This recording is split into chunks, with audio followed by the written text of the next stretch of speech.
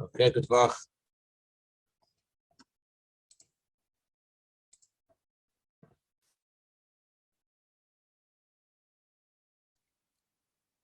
Good luck.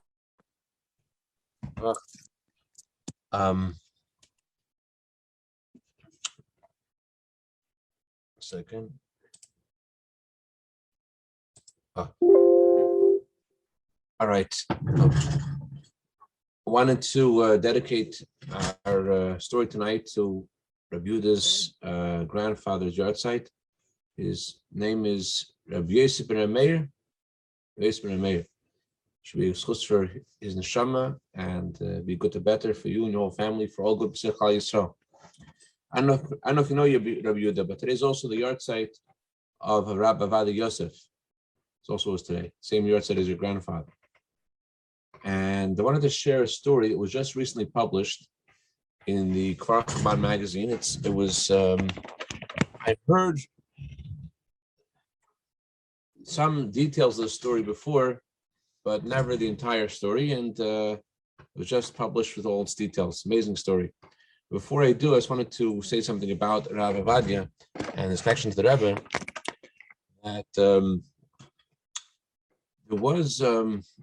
there are some that wonder about the Rabbi Ovadia's very outspoken about various issues that the Rebbe said differently than him, and people wondered what the Rebbe's relationship was with him after he said these things which were different to the Rebbe's opinion.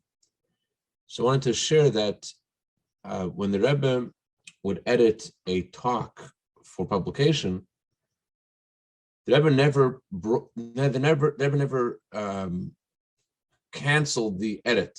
The Rebbe sent the edit, and the talk was published. There was only one time that the Rebbe canceled his agreement to publishing one of his talks, and that was after Rabbi Ovadia publicly spoke about his difference of opinion with the Rebbe about some issue. And the Rebbe asked to re-edit his talk, and he re-edited it, and he made one change.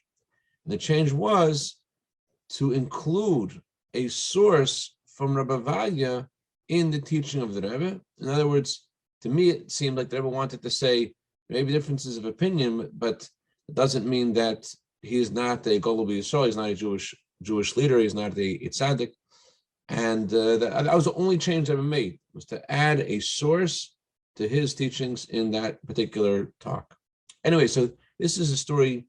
There was a very prominent rabbi in France named Rav Pashter. Rav Pashter, he had a certain yeshiva for Baalei Teshuvah. He called it Hadar Torah, like the yeshiva in New York is also called Hadar Torah. And Pinchas Pashter was living there in 1975. And next door to him, a couple moved there, and they became very close to Rav Pashter and his family, became part of his family, sort of. Zev and Chantel would come to every class, every Shabbos meal. They weren't religious at first, but they came very, very close to his family. And as their relationship with them and with Judaism grew, Rabbi Pinchas Pashter felt it was time to talk to them about getting married in a kosher way. They weren't religious, and therefore their marriage wasn't done according to halacha. And he felt that it was time to finally tell them that they were able to hear this message. You know, it's not such an easy thing to tell people who are trying religious that they have to separate from each other and they have to get married according to halacha. But he felt that they were ready to hear this message. And he spoke to them, and they were sort of waiting for this. They knew it was coming. And they agreed they were going to separate and they're going to have a kosher wedding. That's what they agreed. So Rabbi Pashter told them that they should travel to New York and they should get a bracha from the Rebbe for their wedding. They should go into have an audience with the Rebbe, each of them, and they should talk to the Rebbe about their plans to get married. So they came back from New York and they shared with Rabbi Pashter the following that the Rebbe had said.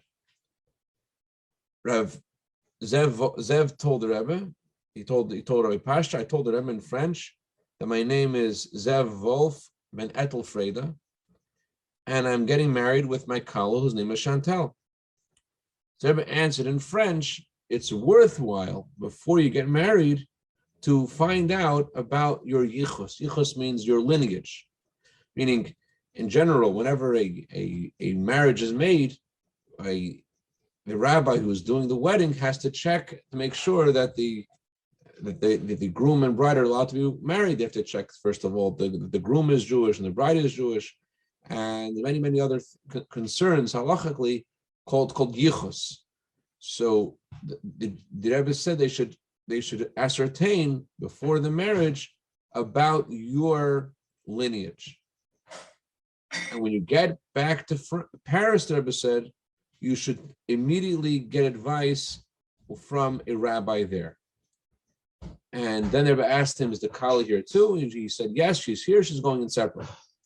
When she went into the Rebbe's room, she brought in a paper with the name of her chassidus, the name of her groom, Zev Wolf ben Etelfreda. They're blessed the bride that the wedding should be in the appropriate time and a good time, and they should build a home together. So they told this to Rav Pinchas Pashter, and Rav Pinchas turned white. He understood this doesn't smell good. And he told them, if to stop all the preparations for the wedding, we have to figure out what this means. They were shocked. They had no idea what was going on. And Rav Pinchas went to go meet Etelfreda, Zev's mother.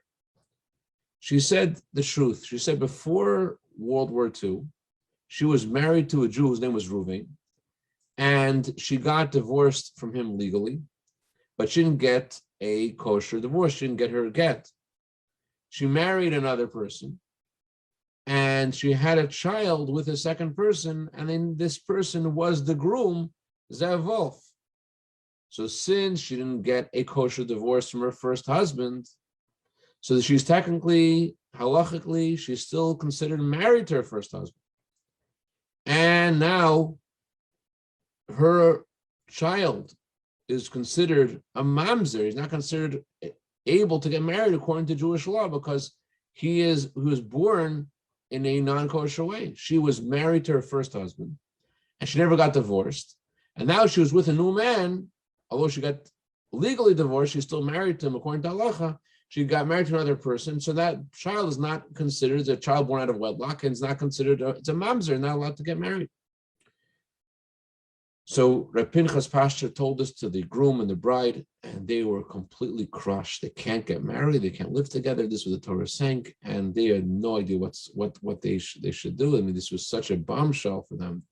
So a few days passed, and Reb Pinchas was totally focused on this issue, and then all of a sudden he realized something that he didn't think of before. He had a new insight. The Rebbe didn't say they should cancel the wedding.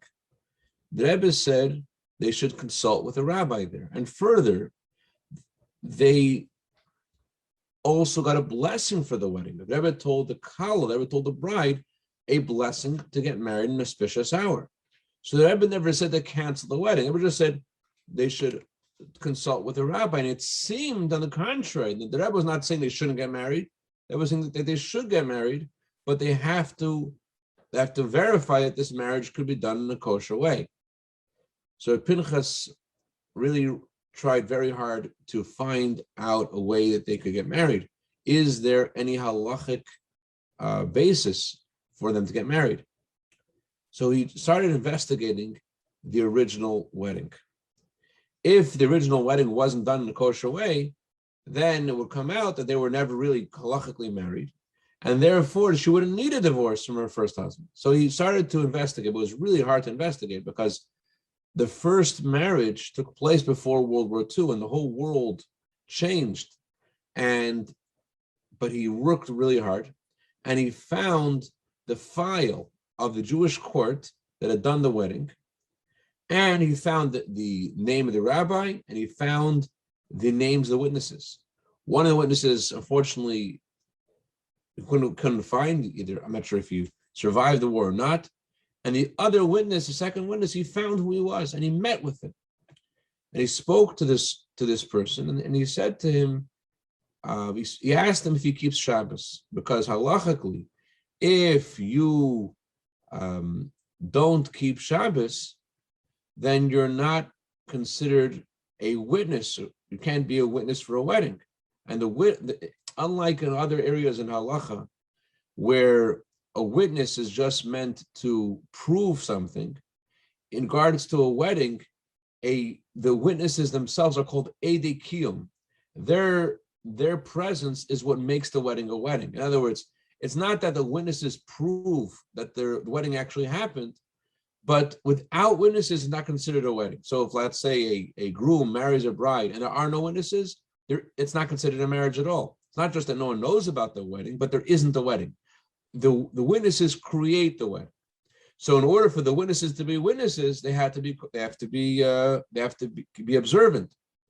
And since this guy told Rabbi Pastor that he never kept Shabbos, he was never doing anything like this, so Rabbi Pastor thought then perhaps the wedding wasn't considered a valid wedding, and therefore this Zev Wolf is not a mamzer, he's not a child born out of wedlock, because the mother never needed to get a divorce because the marriage to begin with wasn't a kosher marriage. So Rabbi Pinchas went to the head of the Jewish court in Paris, Rabbi Chaim Yaakov Rottenberg. And Rabbi Rottenberg was hesitant to rule on this case. It's a very, very severe question. You're saying that someone who is not allowed to get married is allowed to get married. And he said, let's send this question to Rabbi Ovadia Yosef.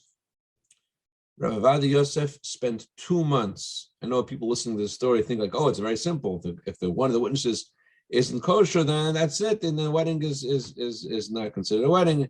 It's not simple at all. Rabbi Ovadia spent 2 months on this question, and his answer to the question is printed in volume 8 in his Sefer Yabia Omer, Evan Ezer Siman Hey, and he said that based upon his research that the first wedding was not considered a wedding because this witness says he never kept Shabbos, and also because the only proof that we have that there was no divorce was from the mother's words about her child, and halacha doesn't necessarily confer such weight to the mother's words for whatever reason. Again, it was 2 months of work for Ovadia to give this ruling, and he rules that they were allowed to get married. Of course, the groom and the bride were on the seventh heaven because now they're allowed to get married according to the Torah, and it was just incredible thinking about the Rebbe's clear divine inspiration to see just by hearing his name to know that there was such an issue. Now I know it sounds like the Rebbe saw there's an issue, and if there's an issue, there's an issue, but the truth is that when there's a ruling that's made by a Jewish court, by a rabbi, according to Torah, that actually changes the status of things. So yes, the Rebbe did say there was an issue.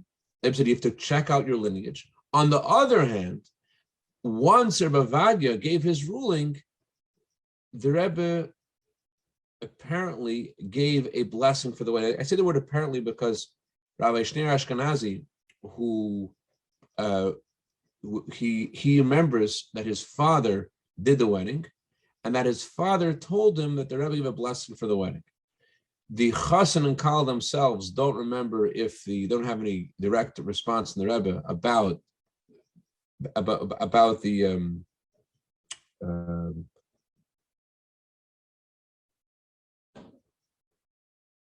if they don't have a direct response to the Rebbe if the Rebbe agreed that they should get married or not, but Rabbi Shneur remembers clearly that his father did get such a response from the Rebbe, and the Rabbi Matal Ashkenazi Shalom, the rabbi of Chabad, he was the Messiah Kedushin. He was the one who performed their marriage ceremony.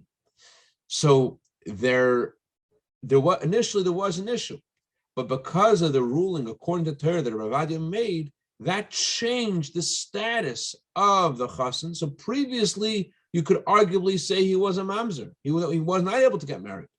And because of the psak, because of the ruling of made according to the Torah, that changes the status of things. So we see from the story a few incredible things. Number one, we see the divine inspiration of the Rebbe, and then also we see the power of a psak of Torah, that even though there is a concern when there's a ruling made according to Torah, so that changes the status of things, and the Torah governs what's going on in the world, what's going on in our lives. So bottom line is that the Rebbe's divine inspiration and message for each of us about the coming of Mashiach at our generation, last generation of exile, and the first generation of redemption, and that this is really happening now, to think about how the Rebbe's clear vision about the future of the Jewish people and how this is actually happening, and to get with the program and to do what we can to tip the scale, make it happen tonight. L'chaim, you should help. That there should be a good tavach, and that we should see the good news of the coming Mashiach tonight, mamish. Amen. Fine. Thank you very much. I appreciate it. Sure.